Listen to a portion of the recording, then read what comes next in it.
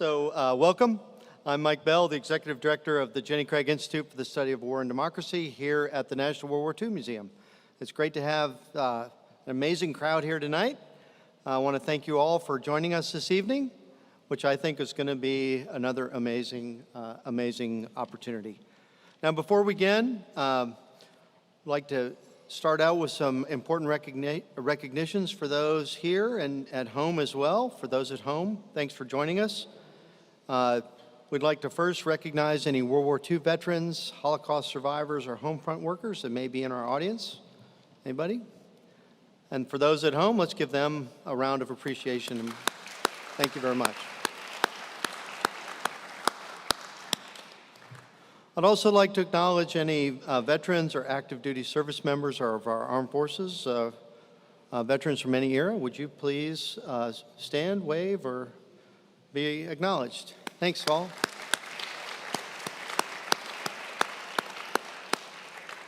I really appreciate that. And I'd also like to acknowledge the family members of active duty and veterans as well. Yeah. It takes a team, and we really appreciate and understand how important that team is.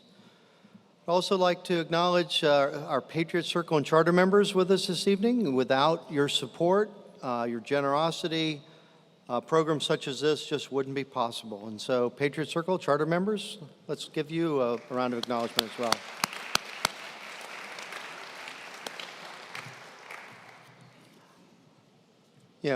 In addition to the Patriot Circle and Charter members, I would like to give a shout out to General and Mrs. Dave Mize from the Mayor's Military Advisory Committee. Thank you for what you do for the city here and for the museum.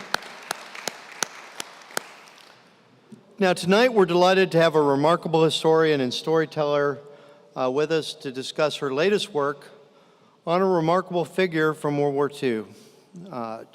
And Dr. Pamela Toler is the author, historian, and speaker who translates history and extensive archival research into an accessible, popular audience. She received her PhD in history from the University of Chicago. Joins us from Chicago this evening, but she goes beyond what many of us think are the familiar boundaries of American history to tell stories from other parts of the world. Reveal stories we may not appreciate, maybe from the other side of the battlefield, the gender line, the color bar, and has an amazing talent for that. Now, Pamela is the author of 10 books, ranging from books for adults to children, which include Heroines of Mercy Street, The Real Nurses of the Civil War, Women Warriors, An Unexpected History. Her work has appeared in American Scholar, one that I thought interesting, The Aramco World, Calliope, the History Channel magazine, MHQ, the Quarterly Journal of Military History, Time, and the Washington Post. And she's been featured in National Geographic as well. Now, Pamela's latest book, The Dragon from Chicago, The Untold Story of an American Reporter in Nazi Germany, was released last year. The book is a finalist for the LA Times Book Prize in Biography. I think it's still a finalist, true? Yep. I had to check that, that's great. But this is a story of, one of those unknown stories. Sigrid Schultz, the foreign correspondent for the Chicago Tribune, probably the first woman to lead a foreign bureau for a major newspaper. But she's the Berlin bureau chief from 1925 to 1941. And so they're at a time when her warnings about the Hitler regime are quite impactful and important. And so kind of an amazing story that I think most of us are unfamiliar with, and it'll be an amazing piece tonight. Now, in conversation with Dr. Toler tonight is our very own Dr. Brittany Huner. Brittany joined our institute as a research historian this summer. She probably thinks it's been a lot longer than that based on all the stuff she's been working on. She earned her PhD from the University of North Texas. Her dissertation analyzed American servicewomen in World War II and how they used their skills to navigate the conflict between traditional women's roles and the American military. And so I think she's kind of the ideal conversationalist and discussant as we think about traditional roles versus new roles as we approach conflict in that. In Brittany's short time since joining the Institute, she's been active in many of our initiatives, articles on our website. We had about 15 million people read our articles this past year, so I'm pretty proud of that, where we can reach a broader audience. She's currently teaching in our Arizona State master's program. That's probably why she looks tired. And with tonight's appearance, she's actively involved in our public programming. So ladies and gentlemen, Dr. Pamela Toler, Dr. Brittany Humer, please give them a round of welcome. Brittany, over to you. All right, thank you. All right, thank you again, Dr. Toler, for being here with us to tell Sigrid's story. She's a fascinating woman, and we're all going to learn a lot tonight. Yeah. So Delighted to be here. I always like telling her story. I think it's important. So yeah, Sigrid Schultz is not a well-known name in World War II history. So could you just give our audience a brief introduction into who she is and how you decided to write about her? Sure. I stumbled across her entirely by accident, and we'll see if I can make this work. Nope, that's not the one I want. That's the one I want. One day, this interesting story showed up in my newsfeed online. An architectural salvage vendor had found 75 glass plate photographic negatives in the attic of an old house on the north side of Chicago. And they were really unusual. That kind of technology generally was used for formal studio portraits, but these pictures were informal, and a lot of them looked like the one that's on the screen. They were pictures of a young woman, a small girl, a very large dog, and they were taken in and around the house where he found the negatives. You know, it was an interesting little historical puzzle for me to read over my morning tea. It was a way to procrastinate getting into the day's work. I was working on a proposal for about a totally different woman who Sigrid immediately elbowed off my desk. And you know, it was an interesting puzzle. The young woman, the child, was named Sigrid Schultz, I discovered.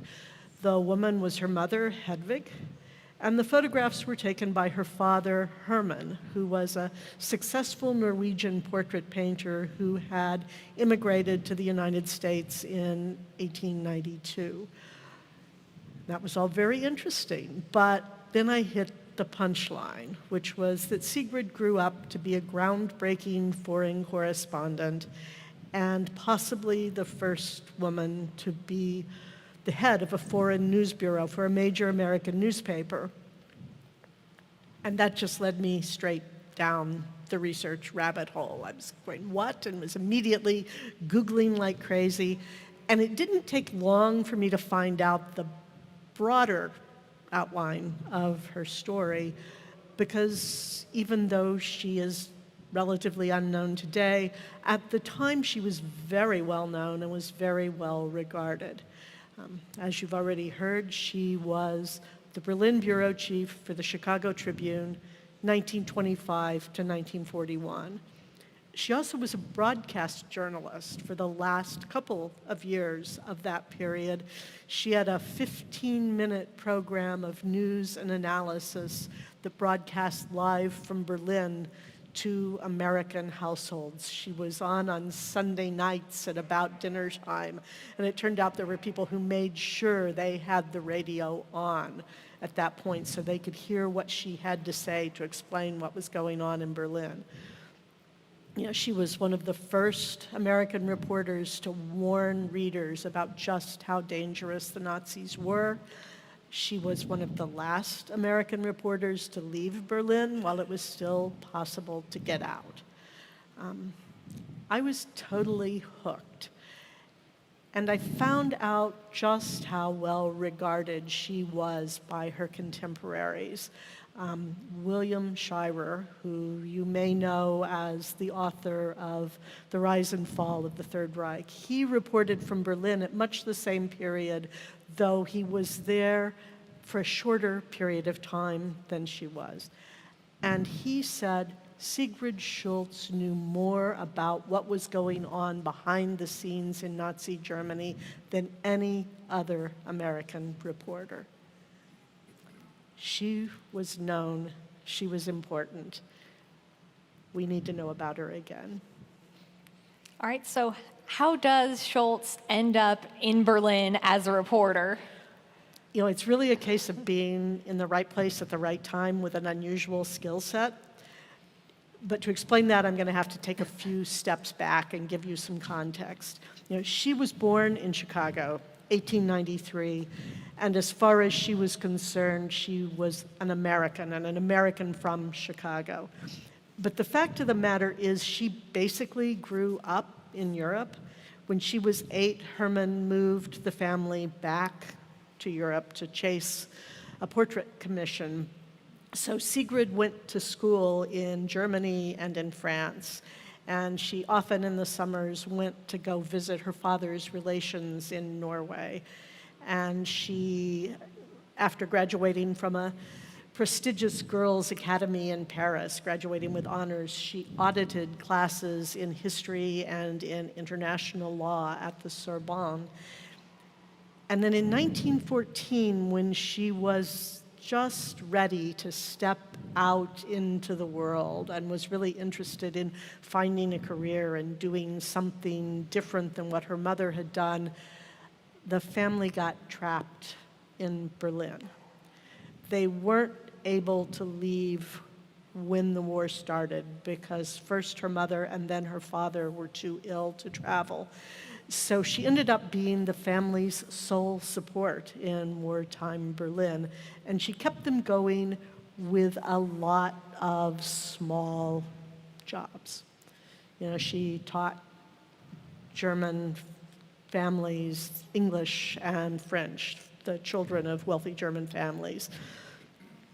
She worked for the Belgian consulate. Lots of little jobs, scrambling together an income. She would have understood the idea of the gig economy really, really well.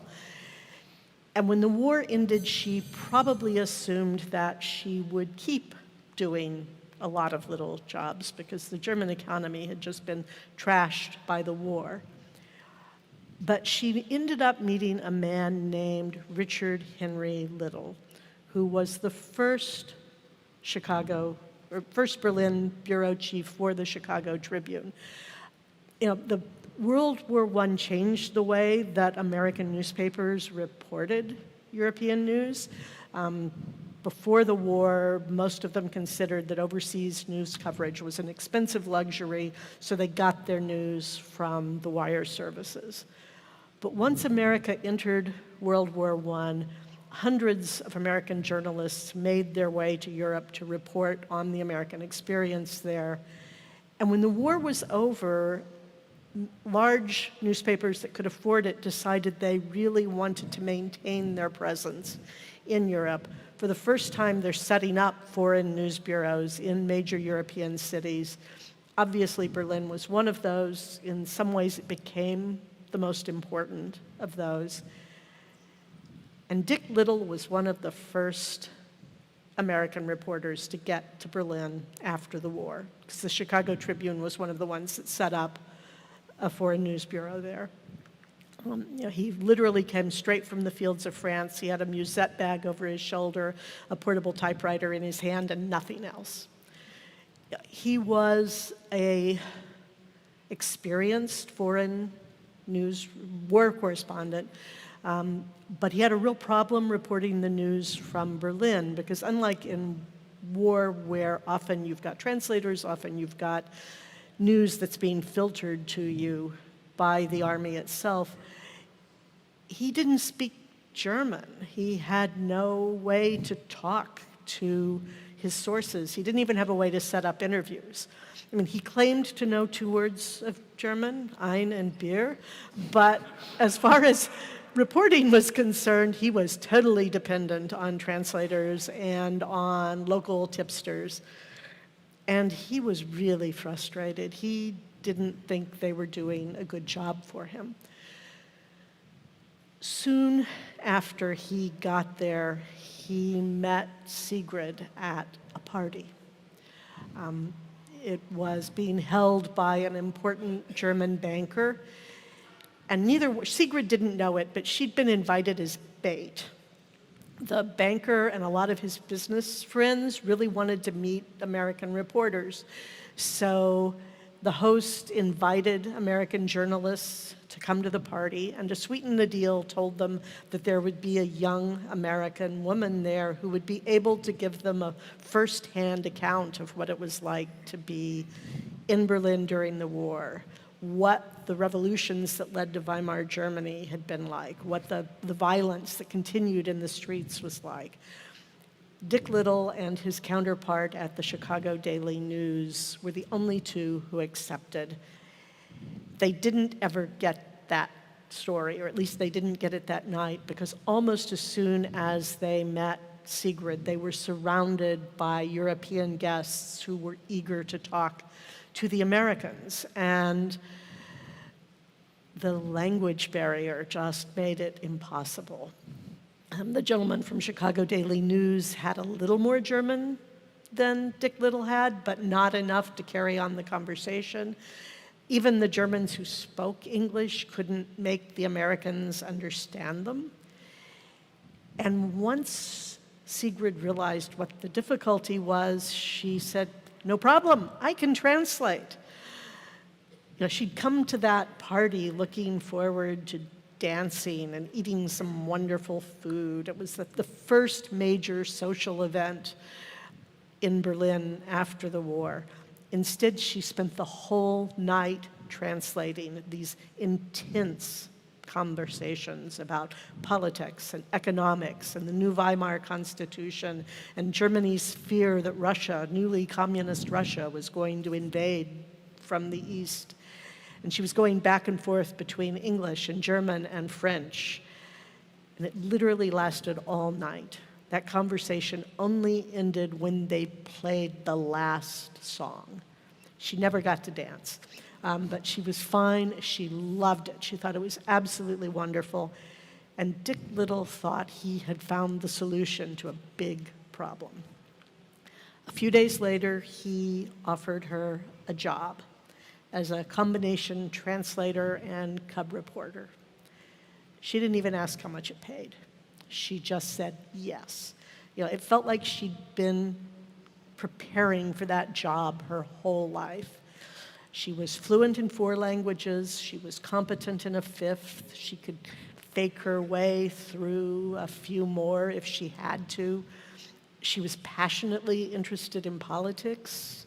She had a firm grasp of European history, and that was really rare among the Americans who were coming to Europe after the war. They were coming to find themselves, but they didn't really know much about the place they were coming to. And maybe most important, she knew people at every level of German society. She knew the baker who lived down the street. She would trade with him. They raised bunnies for food during the war, so she'd trade a rabbit for extra flour, for instance. But she didn't just know tradesmen. She knew politicians. She knew powerful businessmen. She knew high-ranking military officials. She even knew what she called little white-haired old baronesses, who were her entree into German's aristocracy, German high society. And that meant that she already had the foundation for what was going to become an extraordinary network of sources as a journalist. She started out as a translator. Within a few months, though she continued to translate, she was the Tribune's official number 2 correspondent in Berlin. All right, so we're talking about journalism in the 1930s. Sigrid's obviously facing a lot of sexism during her career. So how does she deal with these problems? That's kind of a complicated question, actually. And let me start just with a picture that kind of sums up what her life was like in her career. She's for almost her entire career, she's the only woman in the newsroom. And this is her outside the Tribune office in Berlin with a lot of the foreign press corps. You know, she's small, she's female, she's attractive, and the foreign press community is a boys' club. She wasn't the only woman in journalism. You know, it was a period when women were beginning to enter journalism in greater numbers. That had really started at the beginning of the 19th century, and then World War I opened lots of doors. You know, most of those women were reporting soft news. You know, they were doing the society pages, they were doing the women's pages. But after the war, increasing numbers of them were beginning to get jobs reporting hard news. A few of them were getting jobs reporting from abroad. Sigrid ends up ultimately as the head of a news bureau. You know, later in her life, she would claim that she never had discrimination, that she was always treated well, that she got the job because she was good at it, and she kept it because she was good at it. And she was good at it, and Colonel McCormick, who owned the Tribune, gave her a lot of support and a lot of leeway. But when you read her letters from the period as opposed to her interviews in her later life, it's clear she was fighting microaggressions and active attacks on her position all the time. You know, almost the first thing she had to do when she became bureau chief in 1925 was fight to get the same salary and expense account that her predecessor had had. It took her a year to get that. And they had a lot of reasons why she shouldn't have it that may sound familiar to some of you, including that she didn't need as much money as the men did because she wasn't married, she didn't have a wife and children to support. She did, however, have a mother to support, so she was not without dependents. But the other thing that you see in the letters is she tells stories about things that happen, and sometimes she tells them as if they're funny with a little triumphant twist at the end. One of my favorites of these, and it actually comes from an interview, not her letters, it was soon after she was promoted to bureau chief, and there was a meeting that was being held by the government for important industrialists. She got there a little late, and even though she had an invitation, the woman who was sitting at the gate checking invitations wouldn't let her in because she said no women are allowed. And, you know, Sigrid argued, and it just wasn't moving the woman at all. So she took one of her business cards and wrote on the back, "Are 200 men that afraid of one little woman?" And she twisted the secretary's arm until she took it in to the press officer who was hosting the event. And he came out and got her, was laughing, and took her around and introduced her to most of the men who were there. When she tells the story, she claims that she never had any trouble getting to interview important men after that. That's not true. She fought sexism her entire life. It had to be wearing, and even though she tells that story as if it were funny, it probably wasn't very funny at the time. All right, so at this time, reporters in Germany are facing censorship or expulsion from the country depending on the stories they're writing. So I'm assuming Sigrid is facing some of this. So how does she deal with this big obstacle? And absolutely she was facing it. One of the things that happens after Hitler gains power in 1933 is that the Nazis begin to dismantle the rights that Germans had enjoyed under Weimar, including freedom of the press. And one of the changes they made meant that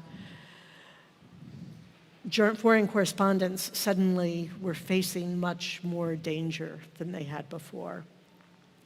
You know, there'd always been this implicit threat, not just in Germany, but anywhere, that if a foreign correspondent published something the host country didn't like, they could be imprisoned or expelled or even suffer physical violence. It definitely happened. One of Sigrid's colleagues was thrown out of Russia twice, and after that, Russia just said nobody else from the Tribune can come. Thank you very much. And Sigrid herself was threatened with expulsion a couple of times by Weimar Germany when they didn't like one of her stories. But once the Nazis are in power, that implicit threat became explicit. The rules changed. The Nazis basically said that if you write something that we don't like, that's treason. And that if you write something that the Nazis felt misrepresented conditions in Germany, and by misrepresented, they basically meant told the truth, that correspondent was subject to being expelled. Sigrid found ways to get around the tightening restrictions. One of the most important, one of my favorites, is that she came up with a pseudonym so that she could write some of the hottest, most controversial stuff without coming up with direct problems from the Nazis. And she decided to do that in 1936. The Chicago Tribune, the Chicago office, sent a letter to the Paris office instructing Sigrid to write a new article about what's known as the Night of the Long Knives. That had happened 2 years previously, and I'm just getting lots of nodding heads, so many of you are familiar with this, but for those of you who aren't, it was an event in which Hitler basically massacred the leadership of the stormtroopers and then also purged anyone that he saw in the party as a political rival. It was violent, lots of innocent people died in addition to the people that Hitler was actually going after. And Sigrid really wanted to write this story, but the Paris office screwed things up for her. First, the Nazis weren't in charge in Paris yet. They wouldn't be for a number of years. And the Paris office just didn't have this gut sense about how dangerous it really was. So first, the secretary called Sigrid in Berlin at the office, just totally unaware of the fact that the phone was tapped and the calls were probably being recorded, and she read the letter to her. Then the head of the Paris office made things worse. He sent the original letter to Sigrid at home with a cover letter, and she knew the Nazis had read it when she got it, because not only was the envelope opened, but there were German censorship stamps all over the outside. So it was going to be dangerous for her to write this letter, this article, but she really wanted to write it. It was a month after the end of the Berlin Olympics. And a lot of Americans had come to the Olympics and had been taken in by this sort of theme park version of Berlin that the Nazis had created for foreign consumption. And they came back to the United States and said, we don't know what these reporters are talking about. It was clean, everything was well organized, people were friendly, people were polite, we didn't see any signs of anti-Semitism. And that would be because the literal signs that said no Jews allowed had been taken down for the course of the Olympics. And so they were saying, the Nazis just aren't that bad. These reporters are crazy. So Sigrid wanted to write this story that made it clear that, yes, the Nazis were that bad. So first she decided to take advantage of the fact that she knew the Germans were watching her. And she told the Tribune's foreign desk that she had no intention of writing the story. She had nothing new to say. There was no new information. She'd said everything she had to say in the 12 articles that she'd written about it 2 years earlier. And she, did that in several formats, several different times. And once she was sure they had to have gotten the word, she went to Paris, where she could safely write the article.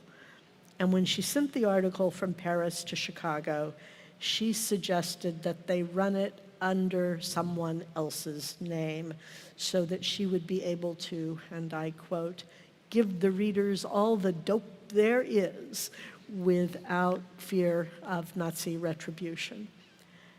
And the name she chose was John Dixon. And she later said it was a tribute to Dick Little, who she had always considered her father in journalism, and that made her Dick's son. She used that name through 1940 for some of the most important investigative reporting that was done in Nazi Germany. And at the same time, she was writing lots of articles about immediate news issues under her own name, some of which absolutely infuriated the Nazis. So first, she's got these clever ways of getting stuff out, but it didn't save her entirely. She got her first summons to the Gestapo in March 1933, only 2 months after the Nazis had come to power. And I gotta say, I read that for the first time. I was sitting in the archival reading room at Northwestern's library, and I realized that I was holding my breath as I read, and I could feel my heart pounding. You know, I knew she was okay. I knew she never got expelled or interned. But I was reading it with the historical hindsight of just how bad it could be. You know, 2 reporters at that point had already been arrested, 2 foreign correspondents had already been arrested by the Nazis. And Sigrid just waltzed in, sure that she was going to be safe because everything she reported was true. You know, that defense had always worked for her under the Weimar Republic.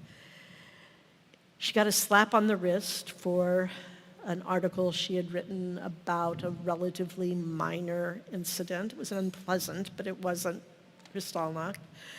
And she also got the first of what would be many, many warnings.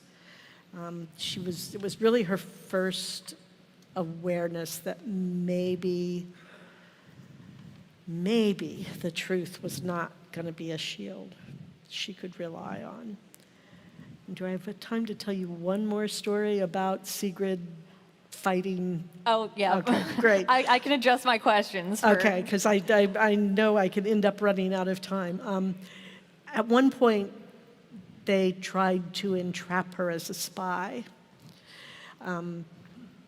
A gentleman that they didn't know delivered a package to the apartment and told her mother, you don't have to call and tell her, she can deal with it when she gets back.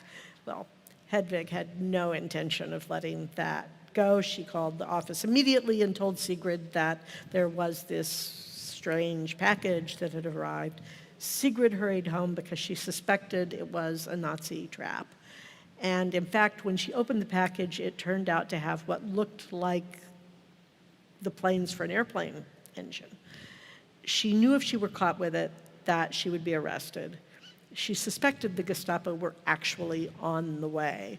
So she tore it to bits and she shoved the package and the papers in the fireplace, stayed until they were burned to ash. Sure enough, on her way back to the office, she runs into a man who she had long suspected of trying to entrap unwary journalists with exactly this kind of story. He was accompanied by what she called 2 shady-looking characters. And she stepped right in their path and said, don't even bother. You're not going to find anything. I destroyed it all. It's burned. There's nothing there. And then she flagged down a taxi and said, to the American Embassy, so they'd know exactly what she was doing. She reported the incident and was trying to figure out how to deal with it. It was time to call the Nazis on this set of actions. A little while later, she ended up at a luncheon at the Foreign Press Club. Hermann Goering was the guest of honor. He was not just Hitler's right-hand man, he was actually the architect of this series of attempts to entrap foreign journalists. And she called him out on the attempt in front of the entire Foreign Press Corps. He lost his temper. He yelled at her, you'll never learn to show the proper respect to state authorities. That must be a result of being from that crime-ridden city of Chicago, which she left when she was 8 years old. Thereafter, Goering and his staff called her that dragon from Chicago. And she wore that title with pride. Yeah, I was hoping you were going to tell that story, so. One of my favorites. So, yeah, one of the other really important things you cover in this book is Sigrid Schultz is involved in reporting on the Holocaust, specifically the liberation of the concentration camps. So I wonder if you could tell us more about how she's reporting on that, how she's experiencing Sure. that. She left Germany in 1941 because it was getting impossible to send news out with any integrity.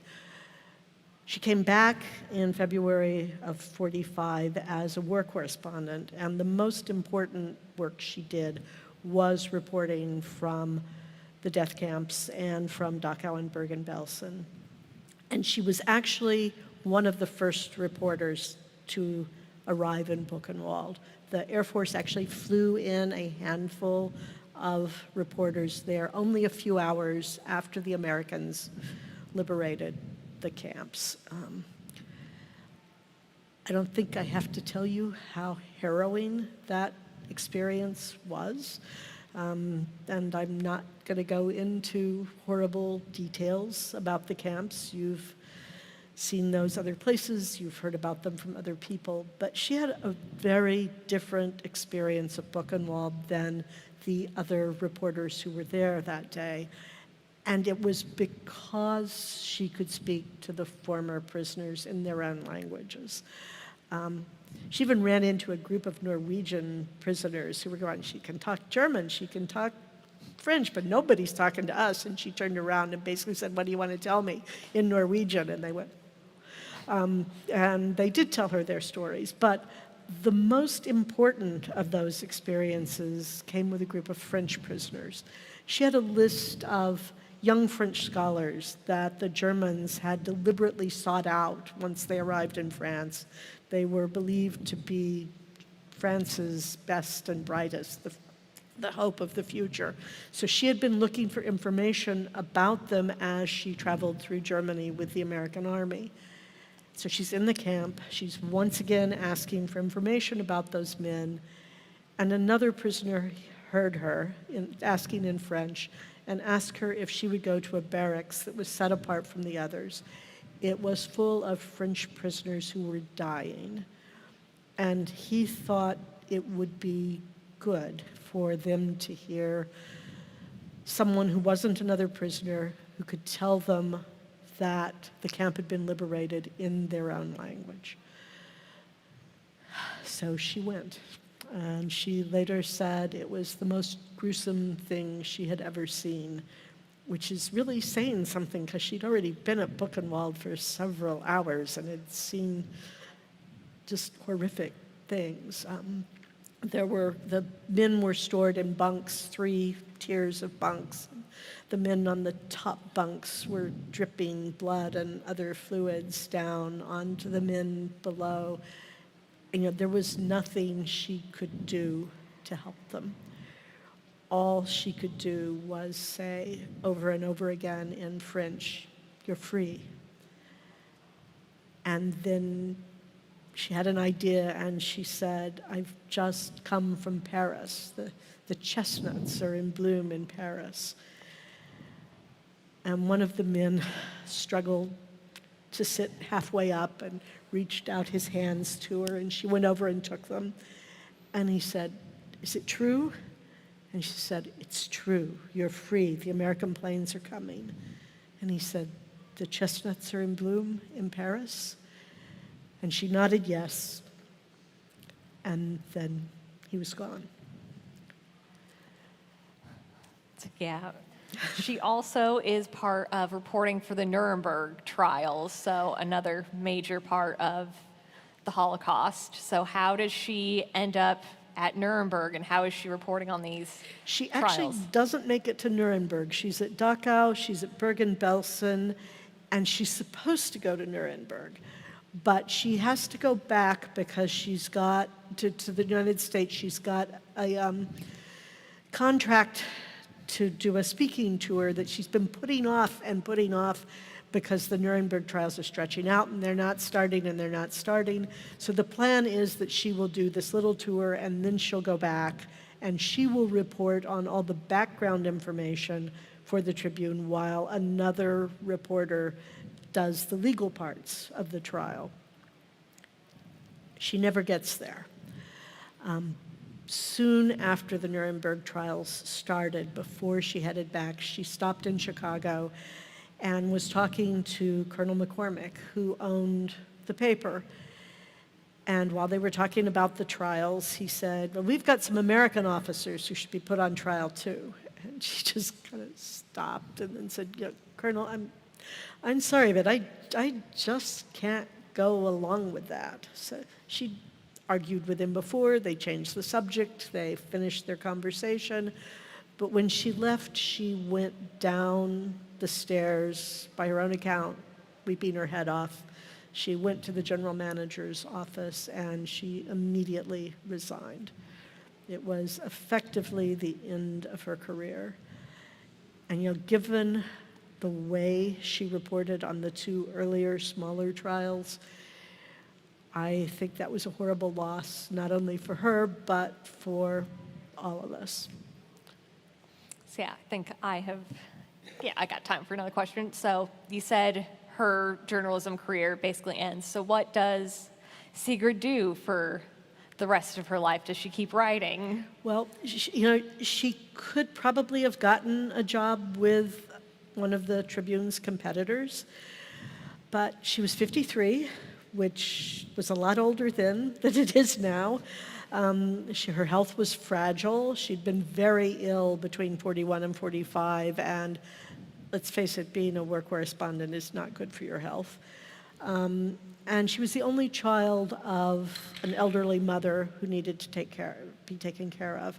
So she tried to put together a career as a freelance journalist and a specialist on Germany in the United States.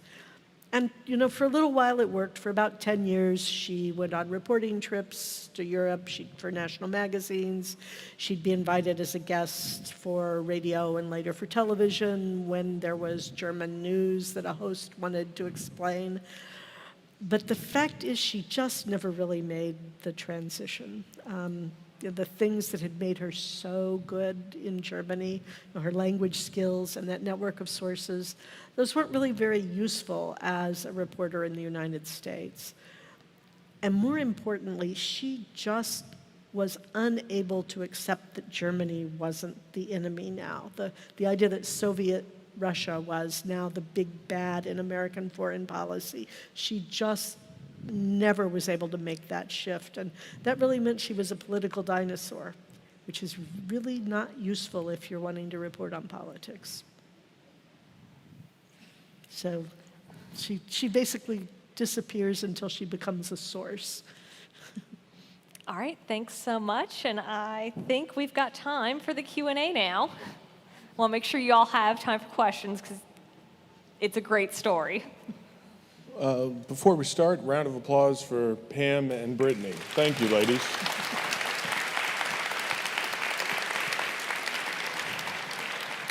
First question is going to be to your left here. Yes, I'm interested in what did she report about the danger signals that she saw about Hitler and Nazism and that whole advance of that regime, because she was there at the very beginning. She was there at the very beginning. And so could help us could have helped the world understand that he was really. And she did report on the rise of the Nazis. The Nazis really start to become a power source in 1929. She reports on their rise to power every step of the way. She even has an interview with Hitler, a private interview with Hitler in 1931, in which he says he doesn't have to take Germany by force because he's getting more power with every election. And over, she warns her readers that the Nazis are planning, if they are elected, to overthrow the democracy and to put in place a dictatorship of what she describes as truly Germanic men, quoting them. As early as 31, she's already reporting on Hitler's plan to drive Jews out of Germany. She's warning them. The articles are appearing in the Tribune. They're not always appearing on the front page.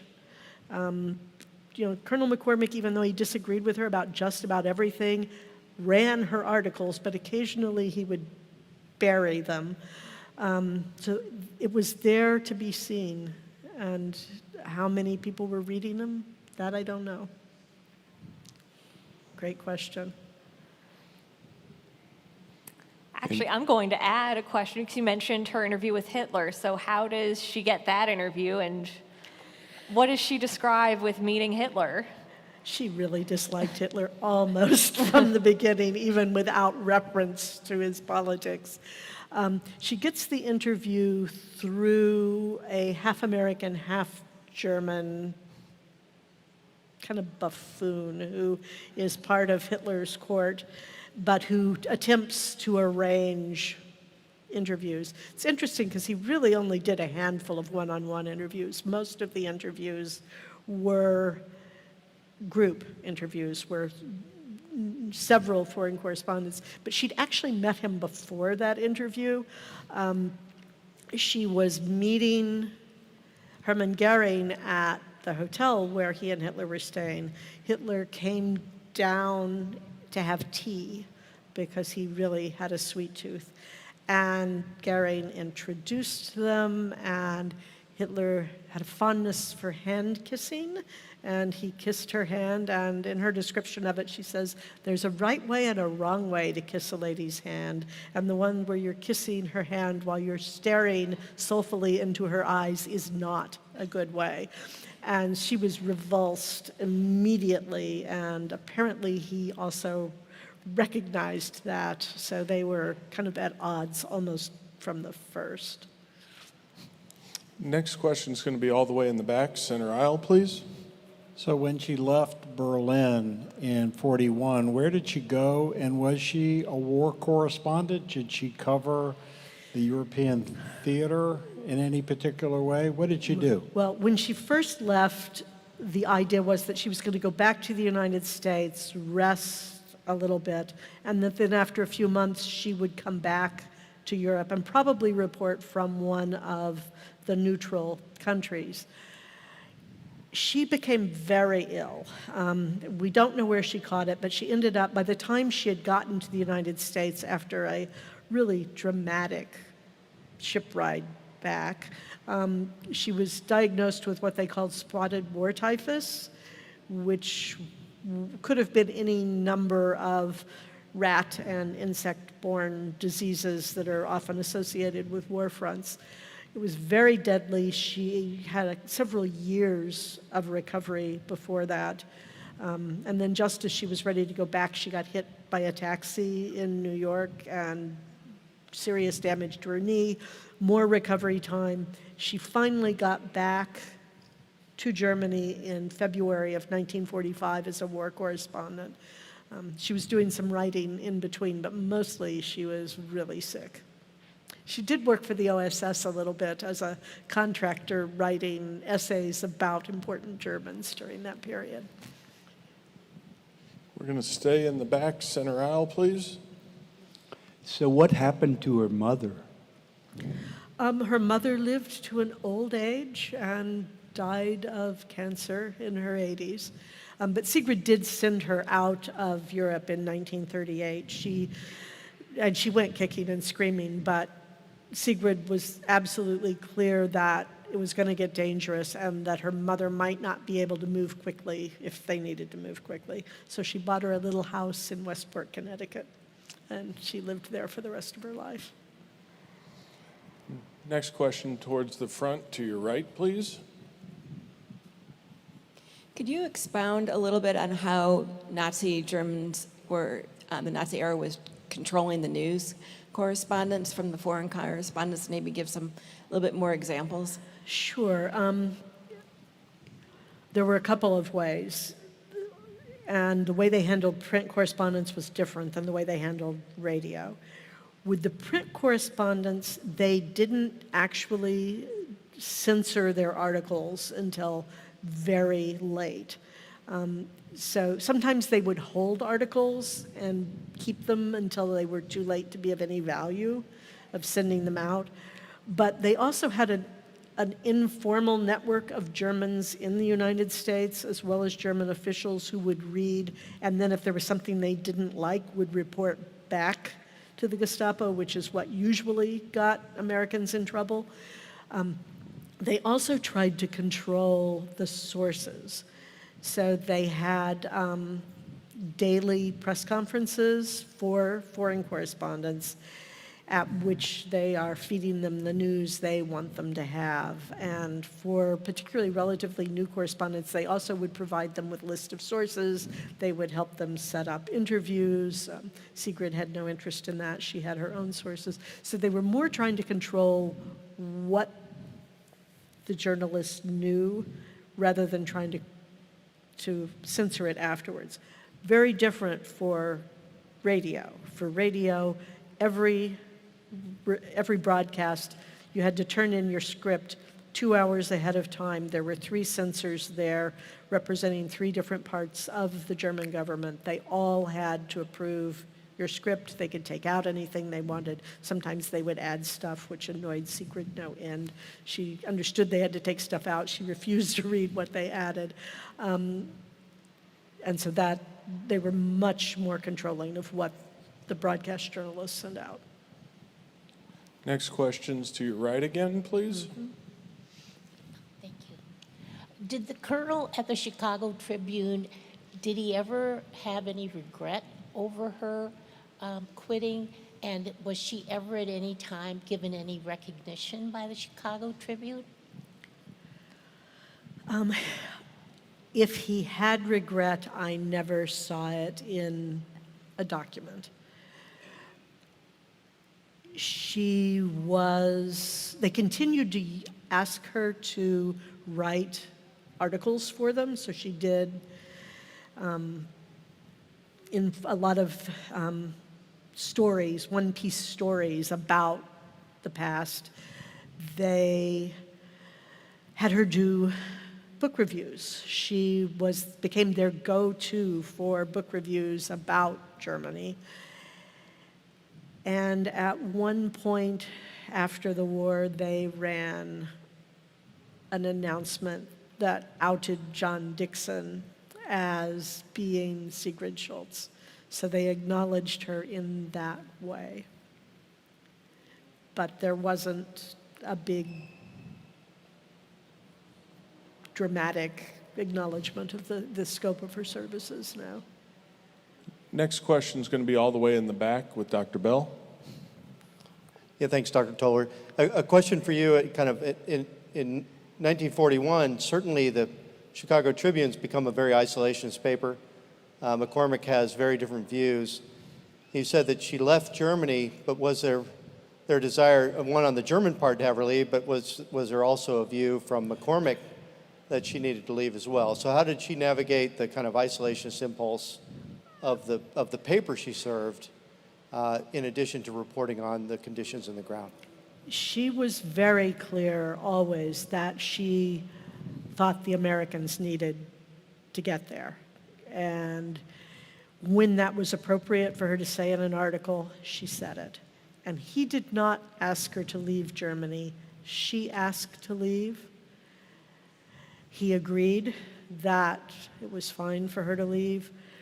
And then when she got so sick and she was trying desperately to get back, he basically said, "We can't send you back until you're well." But as soon as she was well enough, the Tribune sent her back. I mean, they disagreed on just about everything, and certainly isolationism was part of it. But she was a good reporter, and he ultimately wanted to put out a good paper and have it make money.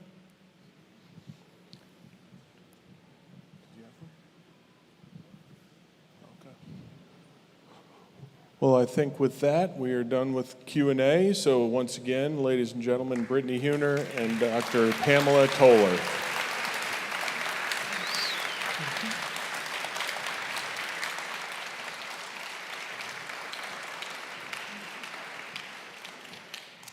So thanks to Pamela for being here tonight to share this fascinating life story with us. I mean, there's certainly everything from childhood all the way through the liberation of the camps and the stories of, you know, navigating the 1930s of the Nazi regime that I think we can all learn from. Pamela will be signing copies of her books at the table over to my right, your left, rear, in front of the landing craft, the Higgins boat. For those of you who aren't sure what that is, LVT. You know, we'd like to invite everyone, of course, after you get your books and get them signed, to join us across the street at Kilroy's Bar in the Higgins Hotel. Kilroy's will be offering an extended happy hour till 9 p.m. 9 p.m.? There you go. Hope to see somebody there, and then please mark your calendars for our next Institute program here at the National World War II Museum on October 22nd. Author and two-time Pulitzer finalist David Nassau will be with us to speak on his newest work, The Wounded Generation, Coming Home After World War II. But now, thanks to Brittany, Pamela, and to you all for being here. Hopefully you can get a copy, but let's give them another round of applause. Thank you very much.